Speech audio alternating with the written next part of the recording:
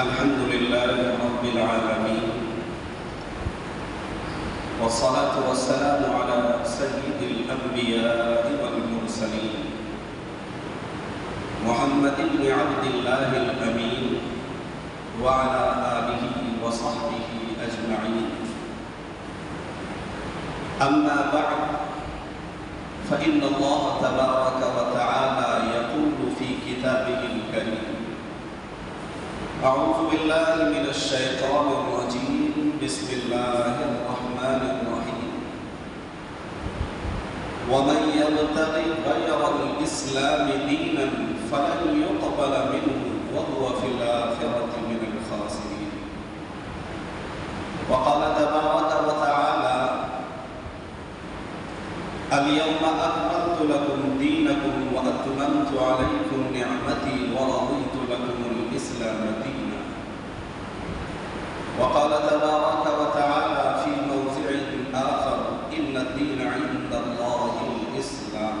صدق الله العظيم. وصدق رسوله النبي الأمين الكريم، ونحن على ذلك لمن الشاهدين والشاكرين، والحمد لله رب العالمين.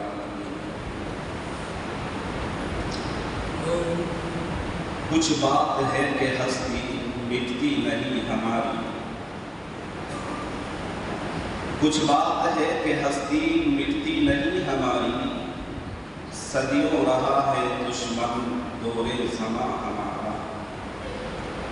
باطل سے دبنے والے اے آسماں نہیں ہم، باطل سے دبنے والے اے آسماں نہیں ہم، سو بار کر چکا ہے تو انتہا ہمارا. واجب الاحترام عزیزان گرامی، اللہ رب العزت والجلال کا بے پایا فضل و کرم و احسان ہوا کہ اللہ تعالیٰ نے ہم سب کو عید الاضحیٰ کی خوشیوں سے مالا مال فرمانے کے فوراً بعد جمعۃ المبارک، جسے سید الایام اور ہفتے کی عید سے بھی موسوم اور تعبیر کرتے ہیں، وہ جمعۃ المبارک کا مقدس اور محترم دن عطا فرمایا. اور جمعۃ المبارک کے انتہائی عظیم گھڑی میں نماز دوگانہ کی ادائیگی کے لیے اپنے گھر میں آنے کی توفیق مرحمت فرمائی. جائے کہ اللہ تبارک و تعالیٰ نے مقدس کتاب عظیم میں فرمایا ہے کہ اللہ کے پیارے نبی صلی اللہ علیہ وسلم بھی اپنے حدیث مبارکہ میں اس کا وسلیشن کرتے ہوئے فرماتے ہیں کہ جو لوگوں کا شکریہ ادا نہیں کرتا وہ کائنات کے سردار اور کائنات کے بنانے والے کا کیا شکریہ ادا کرے گا. تو اللہ نے یہ موقع ہمیں فراہم فرمایا، عطا کیا، اس پر ہم جتنا شکریہ ادا کریں ہم اور آپ یہ سمجھتے ہیں کہ کم ہے. اللہ رب العزت والجلال ہمیں جب تک زندگی اور زیست سے ہمیں زندہ رکھے، حیات رکھے، تابندہ رکھے، اپنے ہر حکم کی تابعداری کی توفیق مرحمت فرمائے. دوستو بزرگوں، حضرت عمر بن خطاب رضی اللہ تعالی عنہ کا دور خلافت میں، حضرت عمر رضی اللہ تعالی عنہ کا زمانہ ہے، خلافت کا زمانہ، خلافت کا دور چل رہا ہے. مصر یہ فتح ہوتا ہے. جب مصر فتح ہوتا ہے تو مسلمان عالم اور اس وقت جو مسلمان تھے ان کی خوشی کا کوئی ٹھکانہ نہ رہا، اور وہ سب کے سب مصر میں فاتحانہ انداز میں داخل ہو رہے تھے. جب مصر میں فاتحانہ انداز میں داخل ہو رہے تھے، جب مسلمان فوجوں کو کامیابی اور فتح نصیب ہو گئی تھی، تو اس موقع پر امیر المؤمنین جو سپہ سالار تھے، حضرت عمرو بن عاص رضی اللہ تعالیٰ عنہ، انہوں نے ایک فرمان جاری کر بات کہی تھی، یہ آرڈر جاری کیا تھا کہ تم سب ہمیشہ سرحد کی نگہبانی میں رہو، تم سب ہمیشہ سرحد کی نگہبانی میں رہو۔ حالانکہ مصر فتح ہو چکا تھا، مسلمان کو کامیابی مل چکی تھی، غلبہ حاصل ہو چکا تھا، دشمن مغلوب ہو گئے تھے، باوجود یہ کہ حضرت عمرو بن عاص رضی اللہ تعالیٰ عنہ کا یہ کہنا کہ تم سب ہمیشہ کے لیے سرحد کی نگہبانی میں رہو، یہ اس بات کی طرف اشارہ تھا کہ جو قومیں چوکنا رہتی ہے، ہوشیار رہتی ہے، خبردار رہتی ہے، بیدار رہتی ہے، دشمن چاہ کر بھی کچھ بھی کر لے اور جس اینگل سے چاہے حملہ کرنا چاہے، دشمن چاہ کر بھی حملہ نہیں کر سکتے۔ اس لیے کہ کامیابی مل جانے کے بعد، فتح نصیب ہو جانے کے بعد، جیت حاصل ہو جانے کے بعد امیر المؤمنین کا یہ کہنا کہ تم ہمیشہ سرحد کی نگہبانی میں رہو، یہ اللہ کے نبی صلی اللہ علیہ وسلم کی حدیث میں ہے کہ سرحد کی حفاظت کرنے والوں کی بڑی فضیلت آئی ہے، سرحد کی حفاظت کرنے والوں کی بڑی فضیلت آئی ہے۔ ایون کہ جناب محمد رسول اللہ صلی اللہ علیہ وسلم کی حدیث ہے اور دینی کتابوں سے یہ پتہ چلتا ہے کہ جو لوگ جہاد میں جاتے ہیں، جہاد کرتے ہیں، تو اس کا جو مرتبہ اور فضیلت ہے، وہ مرتبہ، وہ مقام، وہ فضیلت سرحد کی حفاظت کرنے والوں کے لیے بھی ہے۔ دراصل اس وقت جو ہمارے ملک ہندوستان کی جو حالات ہیں اور مسلمان جن حالتوں سے دوچار ہیں، مسلمانوں پر اور اسی طریقے سے شریعت پر انکش لگانے کی اور شریعت کو مٹانے کی اور شریعت پر رد و بدل کرنے کی اور شریعت پر تبدیلی کرنے کی دشمنان اسلام کی ایک زمانے سے کوشش رہی ہے، وہ کوشش کرتے چلے آ رہے ہیں۔ ان کی کوششوں کا نتیجہ اور ثمرہ یہ ہے کہ کسی بھی طریقے سے ملک ہندوستان سے مسلمانوں کا صفایا ہو جائے، خاتمہ ہو جائے، مسلمان نعوذ باللہ ملیا میٹ ہو جائے، اسلام کا نام لیوا کوئی باقی نہ رہے، اسلام کا ماننے اور چاہنے والا کوئی نہ رہے، قرآن کا پڑھنے والا کوئی نہ رہے، قرآن کا سمجھنے اور سمجھانے والا کوئی نہ رہے،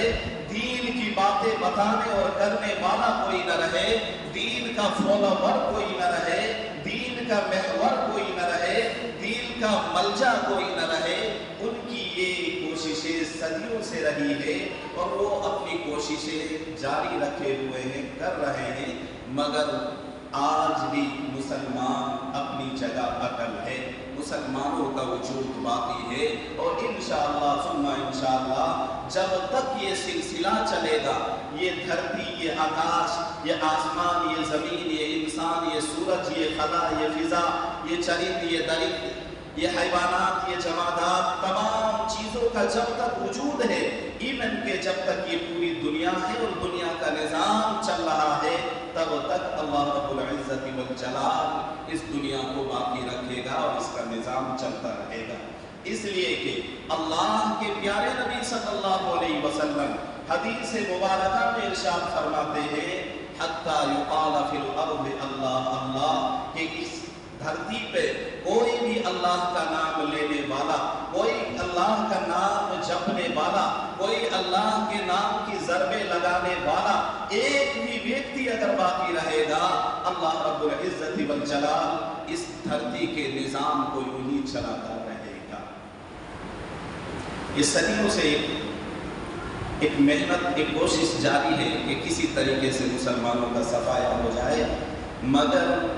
مسلمانوں کا جو ملی تشخص ہے، جو پہچان ہے، جو مسلمانوں کی علامتیں ہیں، دھیرے دھیرے شعائر پر، شعائر اسلام پر عمل نہ کر کے، ان کی تعظیم نہ کر کے، انہیں اسے پشت ڈال کر کے مسلمانوں نے اپنے آپ کو اسلام سے اور تعلیمات سے اتنا دور کر لیا ہے کہ اب جب تک مسلمانوں کی پہچان کے لیے ان سے تحقیق طلب نہ کر لیے جائیں تب تک تو پتہ لگانا یا پتہ چلنا بھی مشکل ہوتا ہے کہ آیا سامنے والا مسلمان ہے بھی یا نہیں۔ کیوں بھائی، کوئی غلط بات کیا کروں؟ بتائیے۔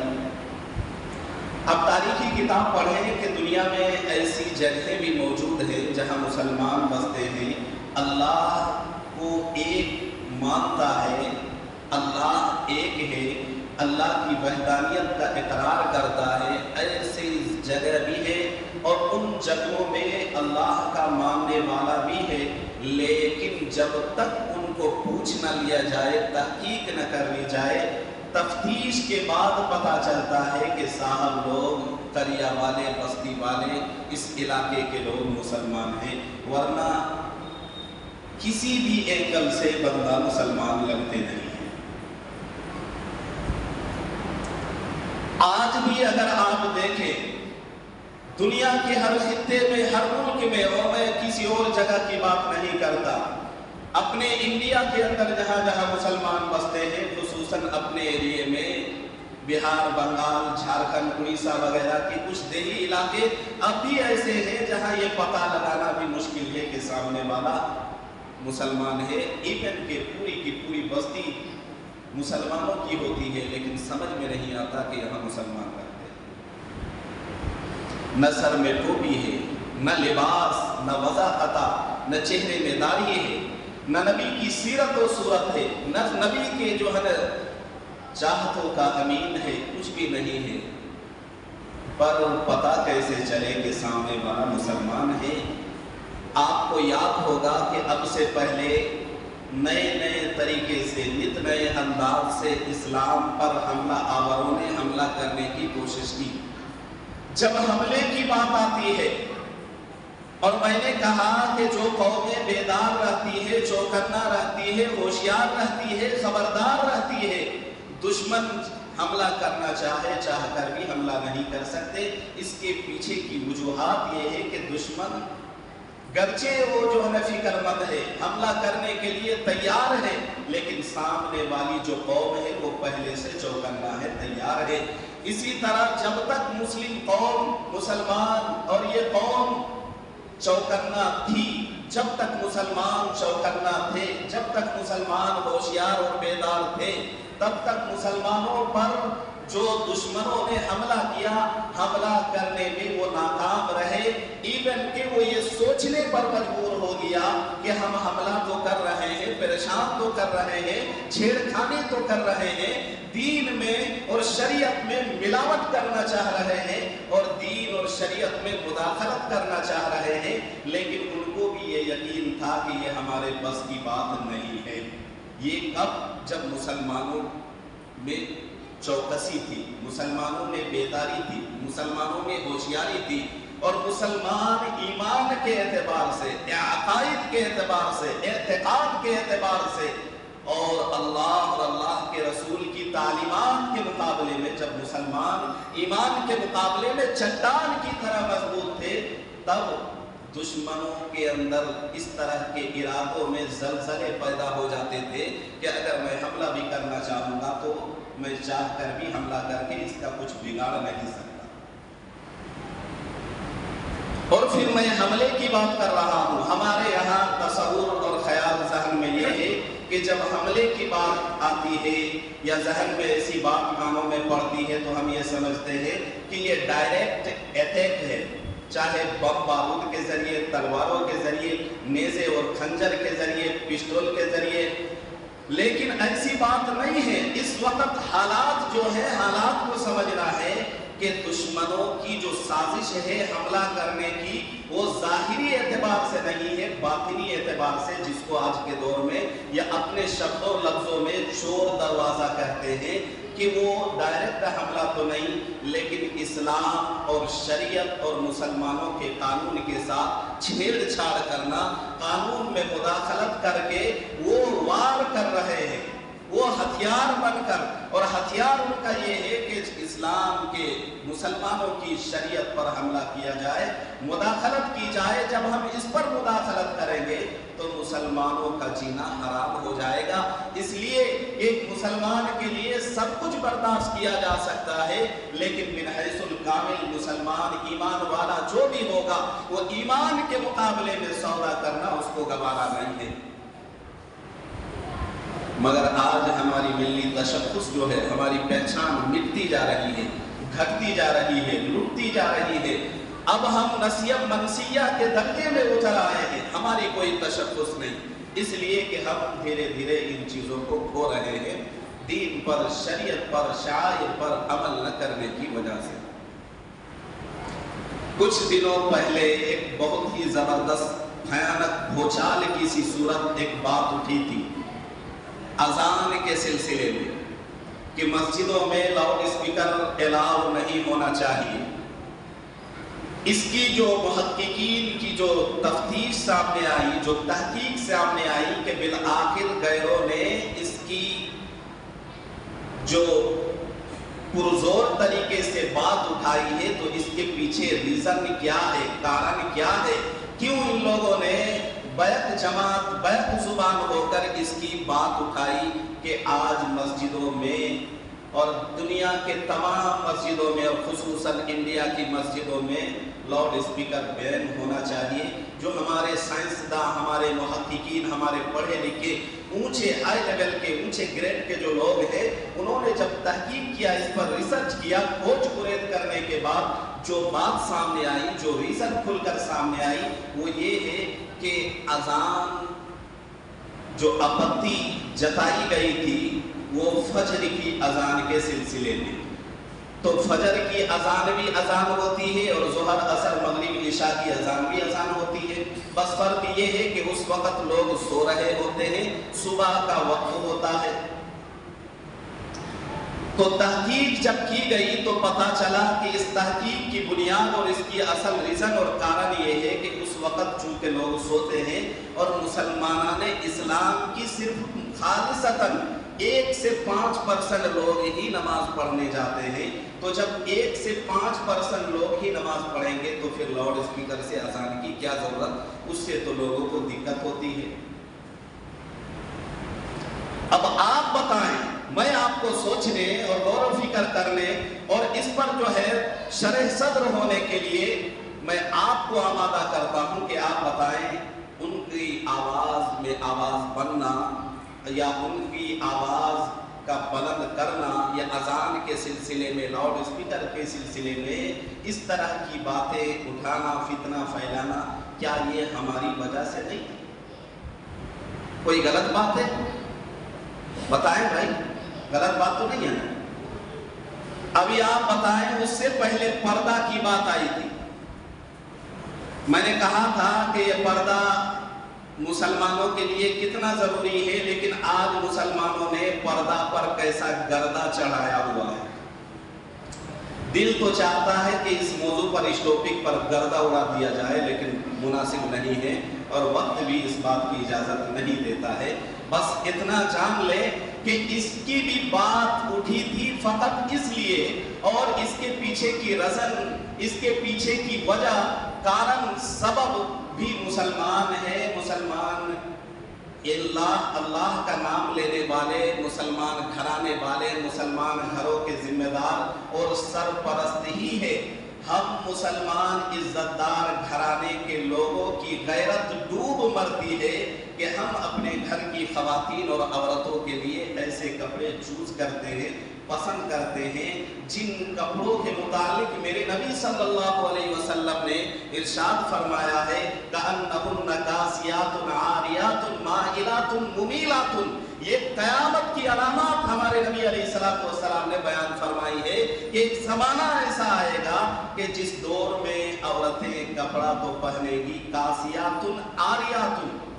کہ کپڑا پہننے کے باوجود وہ ننگی ہوگی۔ آج ہم کسی اور فورن کنٹری کی بات نہیں کر رہے ہیں، गल्फ वगैरह की बात नहीं कर रहे हैं, कहीं विदेश और बाहर की बात नहीं कर रहे हैं, हम और किसी ज़िले की भी बात नहीं करते हैं। अभी जब हम इमाम यहाँ के हैं तो सिर्फ यही की बात हो रही है। आप अपने ही गांव में, अपने घर में, अपने महल्ले में सोच कर देखें कि क्या हमारी बहन बेटियां ऐसी इस तरह के कपड़े नहीं पहनते हैं? क्या ऐसे लिबास से अपने आप को ज़ैब तन नहीं करती है, मलबूस नहीं करती है कि नहीं? तो फिर हम कैसे मुसलमान हैं? तो फिर आवाज़ क्यों ना उठे, पर्दे पर बात क्यों ना उठे कि जब भाई मुंह ढकने से क्या होता है? जिस्म का तो हर अंग साफ साफ नजर आ रहा है, हर चीज नजर आ रही है, तो फिर मुंह के ढकने का क्या मतलब? छह माना दारा। और अगर इस पर तफसीली और कलाम किया जाए तो बहुत सारी बात ऐसी बात पर बात उठी है, मगर मुझे कते नज़र इन तमाम बातों से अभी जो एक मसला हमारे सामने है मुसलमानों के लिए, और वो है यकसां सिविल कोड का मसला। इसका शॉर्ट जो है UCC, यूनिफॉर्म सिविल कोड, जिसका फुल फॉर्म यकसां कानून, बराबरी का कानून, कि पूरे हिंदुस्तान में तमाम शहरियों के लिए बराबर का कानून नाफिज किया जाए। आप जानते होंगे कि जो दफात है, जिसको सेक्शन कहा जाता है, वो 395 है, 395। उनमें से एक दफा है दफा 25, आर्टिकल 25। इसका अगर आप अर्थ देखना चाहें तो आप पढ़ें किताब में, संविधान के नाम से, कानून के नाम से ऐसी बहुत सी किताबें लिखी हुई है, हिंदी में भी है, अंग्रेजी में भी है, इवन के अब उर्दू में भी छपकर मंजर आम पर आ चुकी है, उसमें पढ़ें। ये लिखा हुआ है कि ये जो आर्टिकल 25 है, इसका मतलब ये है कि जब ये कानून बना था, दस्तूर बना था, कानून बना था, मंशूर बना था, इस देश की आज़ादी के वक़्त जो दानों ने कानून बनाया, उसमें ये एक दफा भी रखी गई। इस दफा का मतलब ये है कि पूरे इंडिया के अंदर, स्टेट लेवल में, ग्रामीण क्षेत्र में, पूरे इंडिया के अंदर कहीं भी हो, कोई भी शहरी हो, कोई भी देहाती हो, हर एक को अपने मजहब पर खुलकर अमल करने की आज़ादी होगी और किसी को इंटरफेयर करने की कतई उसमें गुंजाइश नहीं होती। मगर दुर्भाग्य कह ले, ये हमारे लिए कमनसीबी कह ले कि हम मुसलमानों ने अपनी पहचान, अपनी तशख़्ख़ुस, अपनी तहजीब, अपने सकाफ़त को खो के हमने अपने आप को इतना कमज़ोर कर लिया है कि आज यकसां सिविल कोड पर भी बात उठने लगी है। और आप जान लें कि 395 का जो सेक्शन है, 395 जो दफात है, उनमें एक और दफा है जिसको दफा 44 कहा जाता है। ये दफा 44 और दफा 25 में आपस में टकराव होता है। वो कैसे मैं बताऊं कि दफा जो सेक्शन 44 है, 44 है, इसका मतलब ये है कि इंडिया के अंदर सेंट्रल में जिसकी भी गवर्नमेंट बनती है, उसके तहत ये लिखा हुआ है कि गवर्नमेंट को, सरकार को ये हक हासिल है कि तमाम शहरियों के लिए यकसा बराबरी का कानून नाफिज किया जाए, लागू किया जाए। एक तरफ दफा, एक तरफ कानून, मगर ये जान ले, अगर जानकारी नहीं है तो अच्छी तरह जान ले कि दफा 25 तो ये बुनियादी तौर पर ये एक दफा है, सेक्शन है, लेकिन दफा 44 जो है, ये सेक्शन जो है,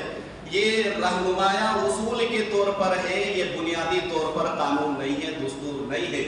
ये एक मशवरा है, ये एक राय है, मगर इन दोनों में आपस में टकराव होता है। और जो सीनियर वकला है, लॉयर है, वो लॉजिकली दलील के तौर पर दो चार बातें पेश करते हैं कि ये यकसां सिविल कोड नाफिज करने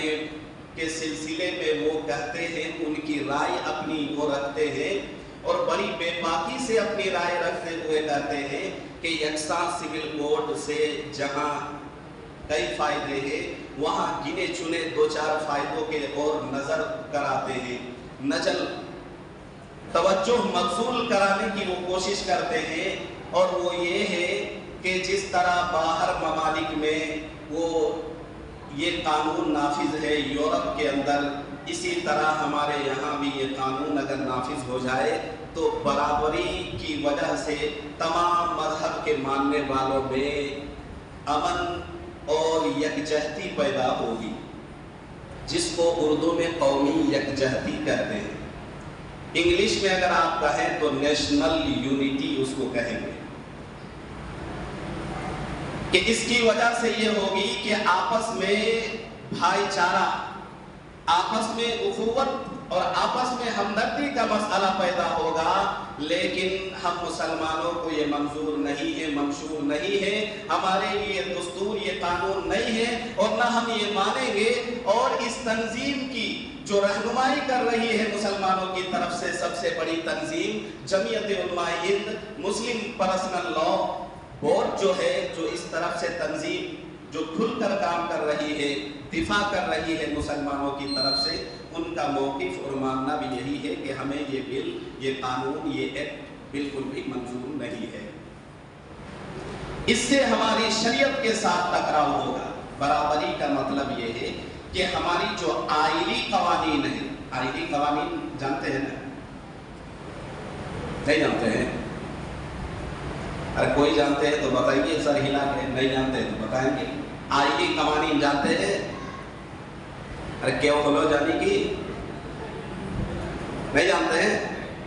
آئلی قوانین بولتے ہیں اپنا پہناوا، اپنا شادی بیاہ، شادی بیاہ کے بعد پھر نکاح، طلاق، خلا، رضاعت کا مسئلہ،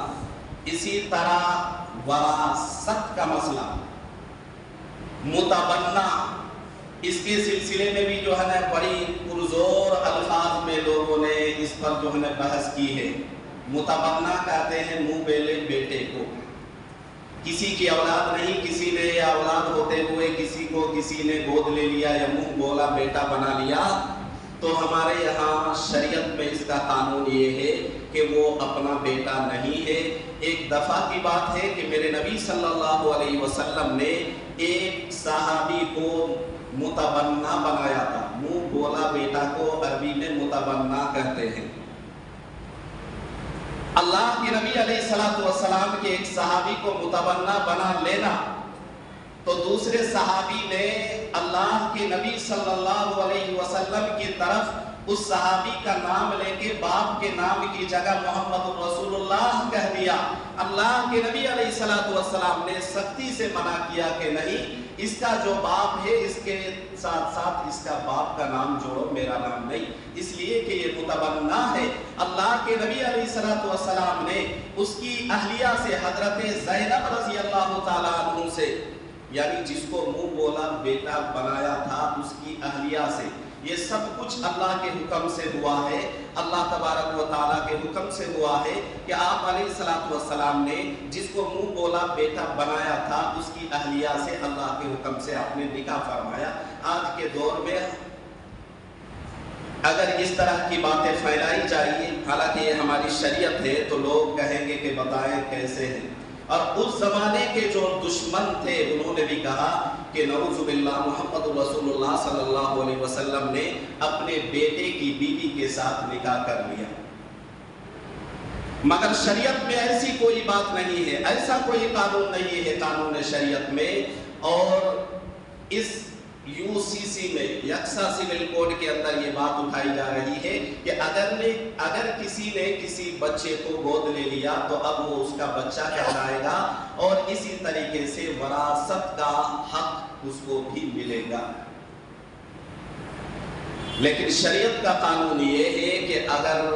کسی نے کسی کو گود لے لیا اور اپنی زندگی میں گود لینے والے نے وصیت کر دیا کہ دیکھو میری جائیداد سے اس کو اتنا حق ملے گا، لکھ دیا ہے تو ہی اس کو ملے گا، اگر لکھا نہیں ہے تو شریعت کی طرف سے اب وہ حقدار نہیں ہے وراثت کا۔ تو اس طرح کی بہت ساری باتیں ہیں کہ جس میں یکسانیت ہوگی، برابری ہوگی۔ آپ اپنے ملی تشخص سے، آپ شریعت کے اعتبار سے شریعت پر عمل کرنے کے پابند نہیں رہیں گے. اگر اور لفظوں میں، آسان لفظوں میں اس کو اگر کہا جائے کہ مسلمان نام کے رہتے ہوئے، کام کے رہتے ہوئے، پہچان کے رہتے ہوئے، مسلمان جگہوں میں رہتے ہوئے بھی آپ مسلمان نہیں رہیں گے. یہ شارٹ کٹ میں جو میں نے بتا دیا ہے. ایک قانون اگر رہے گا تو شادی کی بھی ایک قانون ہوگی. ہمارے یہاں نکاح پڑھایا جاتا ہے، اس کا ایک پروسیس ہے، اس کی ایک تفصیل ہے. لیکن ایسا کچھ نہیں ہوگا. ایک قانون رہے گا. اگر پھیرا لگانے کا رہے گا تو سب کو پھیرا لگا کے شادی کرنی ہے. یہ بڑا حساس مسئلہ ہے. مگر آج کے دور میں مسلمانوں کی حالت اور کنڈیشن اور کیفیت یہ ہے کہ مسلمانوں کو اگر پوری مسجد میں جتنے لوگ ہیں ان میں سے کچھ لوگوں کو پتا ہے اور باقی لوگوں کو کچھ بھی نہیں پتا کہ UCC کیا مصیبت ہے اور اس سے کیا ہونے والا ہے اور آگے چل کے مسلمانوں کو اس کا کیا نقصان کا خمیازہ اٹھانا پڑے گا. مسلمانوں کو کوئی مطلب نہیں ہے. اور اگر کسی سے کہو تو سامنے والا جانتے ہیں کیا کہتا ہے؟ وہ یہ کہتا ہے کہ ارے یہ 2024 کے الیکشن کا مدعا ہے. فقط یہ کہنا کہ 2024 کے الیکشن کا مدعا ہے یہ صحیح نہیں ہے.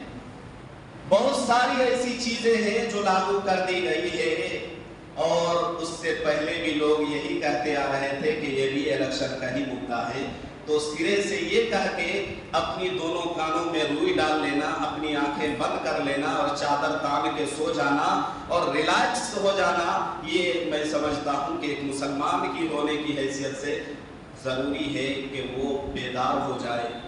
اپنے آپ کو مسلمان ثابت کرنے کے لیے اب ضروری ہے کہ صف میں کھڑے ہو. اور مسلم پرسنل لا بورڈ کی طرف سے ایک تحریک چلائی گئی ہے اور وہ تحریک یہ ہے کہ یکساں سول کوڈ کا جو ایکٹ نافذ ہونے کی بات چل رہی ہے، ابھی تک ڈرافٹ مسودہ جس کو پرچہ بھی کہتے ہیں یا اسکیچ بھی کہتے ہیں یا خاکہ بھی کہتے ہیں، وہ کھل کر تیار ہو کر ابھی آیا نہیں ہے کہ اس کے پروسیس کیا کیا ہوں گے اور کیسے کیسے عمل کرنا ہے. بہرکیف مسلم پرسنل لا بورڈ کی طرف سے یہ اپیل کی گئی ہے کہ زیادہ سے زیادہ الیکشن کمیشن جو ہے ان کی طرف ایک اپلیکیشن یہ کی گئی ہے،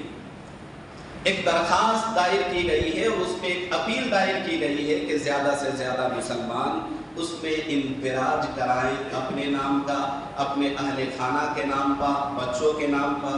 کنبہ قبیلوں کے نام سے زیادہ لوگوں کے نام سے یہ اپیل درج کرائیں کہ یہ جو ایکٹ لاگو ہونے کی بات چل رہی ہے یہ ہم مسلمان ہونے کی حیثیت سے ہم جہاں اپنی شریعت کو فالو کرتے ہیں، مانتے ہیں، یقین ہے، عقیدہ ہے، اتنا ہم شریعت کے ساتھ ساتھ قانون کے سموِدھان پر بھی ہم یقین رکھتے ہیں. اس لیے ہمیں یہ قانون، یہ ایکٹ ہمیں منظور نہیں، اس لیے ہم یہ اپیل دائر کر رہے ہیں. تو زیادہ سے زیادہ جاگروک ہونے، اس پر عمل کرنے کی ضرورت ہے. اور ہم نے جیسا کہ بتایا کہ اگر پھر بھی آپ ایسے ہی سوئے رہو گے تو ایک قانون کا مطلب سامان اور برابر قانون کا مطلب یہ ہے کہ اگر ہندوستان میں ایک ہی قانون چلے گا شادی کو لے کر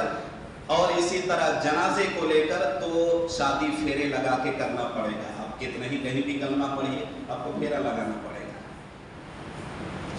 آپ بڑی عزت کے ساتھ اپنے مردے کو دفن کرتے ہیں، سسٹم غائب ہو جائے گا، مسلمان رہتے ہوئے نہیں کر سکتے ہیں، ارتھی کو چلانی پڑے گی.